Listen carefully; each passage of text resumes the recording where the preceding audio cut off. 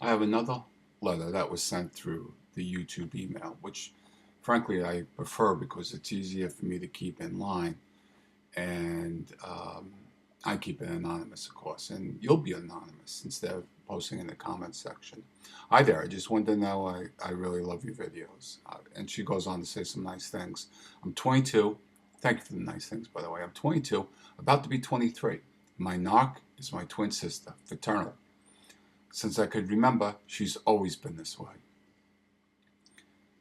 My family, my mother and older sister, isn't aware that I know my twin sister is a narcissist. I'm pretty sure if I told them, they would think I was crazy. I've always been dubbed the crybaby, the sensitive one, basically the inferior one. I haven't gone full contact yet, but I've been limiting the time I spend with them drastically. They can sense that I'm pulling away, and have been for a couple years now. Let them sense it. That's their problem. It's not yours. I'd like to know what you think about my situation.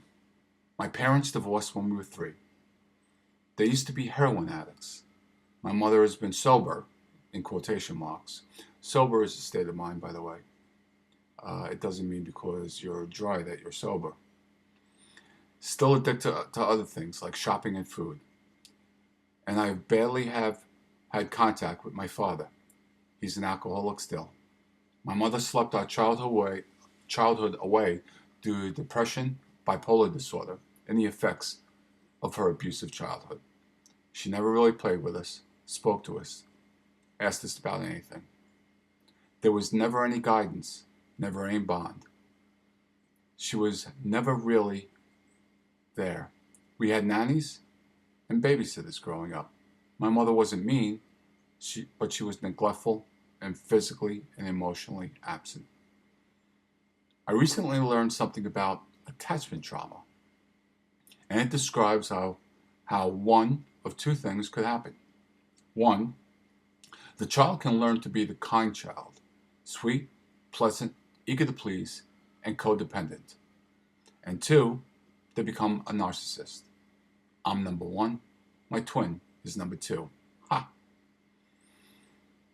I want to ask you how I should approach the no contact. We all live in the same city, and they always want to do family things, and it's getting more awkward. And when I keep making excuses not to see them, I even bailed on Mother's Day, said I got the stomach flu virus because I did not want to spend all day with my narc and my family, and hours in the car together. Our birthday is coming up next week, and they want to do something as a family. I just want to talk to someone about this and ask for some advice. Wishing you peace. I'm wishing you peace as well. It's a difficult situation, but it's one that you can overcome. It's not easy, but it's certainly doable. The reason most of us don't go full no contact yet is because we have this guilt. We have this guilt about wanting to be happy ourselves. We have this guilt that we don't deserve to have our own body, our own thoughts. Because they've been, for many years, as we know, and we don't need to go into this, they've been pounded into us that we're worthless. Those seeds.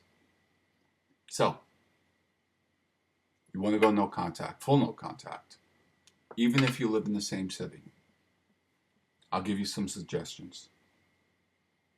These are only suggestions. You can verbally or via email or registered letter. That's important. Registered letter with a return receipt through your post office, informing your sister and your mother, as well as your father, that you no longer want to contact. It's toxic. You desire to be healthy. And any further communication or any further attempt to contact you will be considered as harassment. If you can afford an attorney, I would do this through an attorney. If you cannot, you send the letter yourself, certified mail, return receipt requested. If you contact them verbally, they're going to put the blame on you. They're going to tell you again, as you pointed out, that you're crazy, that it's all in your head. Well, I'm here to tell you that is not the truth. You are not crazy. It is not in your head. It is the form of years of abuse. It's very difficult to shake. But don't you have the right to live out the rest of your days with you and the people who love you, and those of them that you love, to be happy, secure? Please take it from me, as all of us know, the narcissist will never change. They will no longer get better. They will no longer see the light. Now, if the narcissist, your sister, your mother, refuses to respect your wishes, you then go to your local police station and ask their advice. If you've contacted a lawyer to do this, notify your lawyer that you want it to be stopped. Notify that your local police station or sheriff station, if you're in the U.S., that this is harassment. You've already sent them certified letters. You've already contacted them and asked to be left alone. Document everything. It's possible you can get an order of protection. It's depending on how much the police are going to listen to you. But that's why I say, document everything.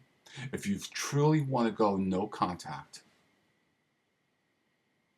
that starts right now.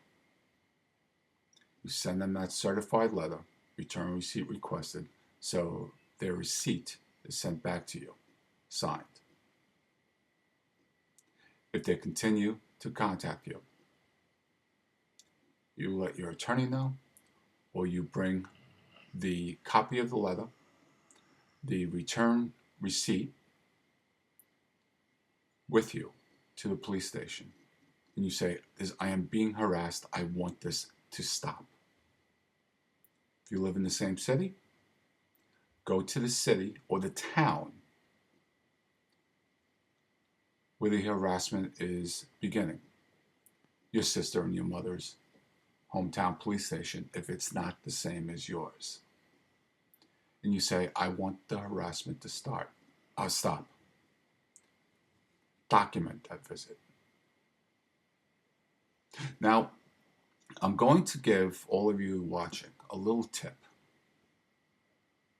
And I'm not sure if this works outside the United States, but there's a site called avvo.com. That's AVVO.com. And that's a site where you can write. There's many attorneys who are monitoring that site based on your geographic location. So you can ask your question. You can articulate that you feel you're being harassed by your sister and your mother, and you want it to stop.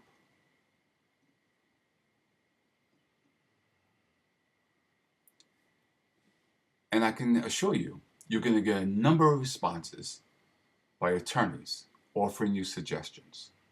And that goes for all of you who have legal questions, whether it's through a divorce or going to be in a divorce. If you're being harassed, it's avvo.com. And anytime I've asked a question, specifically I've asked questions about statute of limitations on sexual child abuse, but I've always got many responses. So don't forget, it may be inconvenient. You can block that phone number. You can do it if you have a smartphone. Most of us have smartphones now. You can block that. Google, how do I block a number on my, for example, iPhone? You can call your carrier, AT&T, Verizon, Virgin, and tell them, I want this number blocked. But if you really in your heart want to go no contact, and I sincerely believe you do, go full no contact. There's no halfway to do this, but you can do it.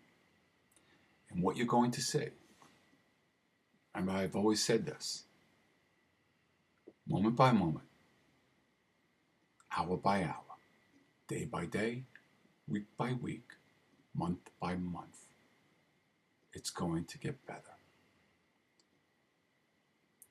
I'm promising you it will get better. It really does. But you've got to make that decision when you go no contact. You gotta go balls out no contact. Excuse my expression, but it's gotta be a hardcore sever. You've got to document everything. And kudos for you for not wanting to spend Mother's Day with a narcissistic person. Oh, that's a terrible feeling. I empathize with you. Sitting around, watching the attacks, watching the spears back and forth. Who needs it? You certainly don't need it. No matter what your age, and you seem to be a young lady. No matter what your age. If you have another day left, if you have one more day left, you can live it in happiness and free of narcissistic abuse. It'll always be there. In the back of your mind, those tapes will be there, but they dissipate over time. And you have the rest of your life, no matter how long or how short it is, to be happy, to make someone else happy. It's possible, and you're going to do it. Wishing you peace in your endeavor. Let me know how you make out on this, if you would, please. Thanks.